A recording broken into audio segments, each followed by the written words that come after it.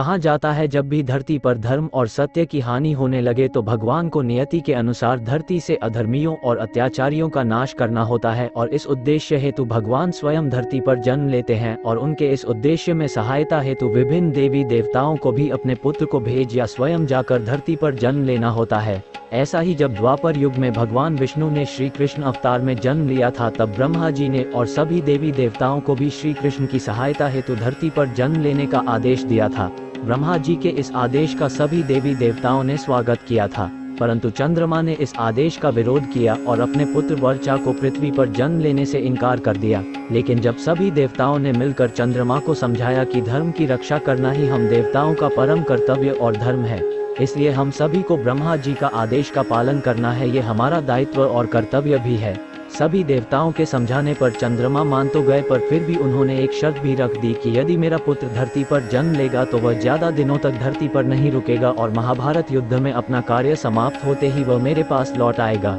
इसके साथ ही वह युद्ध में अपने पराक्रम से बड़े बड़े महारथियों को भी चकित कर घोर युद्ध लड़ते हुए वीरगति को प्राप्त होगा और उसके इस अदम्य साहस को युगों युगों तक याद रखा जाएगा। दोस्तों, चंद्रमा पुत्र वर्चा ही अभिमन्यु थे, जिसने धरती पर ब्रह्मा के आदेश का पालन कर श्री कृष्ण की सहायता के लिए जन्म लिया था। चंद्रमा के शर्त अनुसार ही श्री कृष्ण ने अभिमन्यु की नियति में दखल नहीं दिया और अभिमन्यु महाभारत युद्ध में वीरगति को प्राप्त हो अपने पिता चंद्रमा के पास चले गए।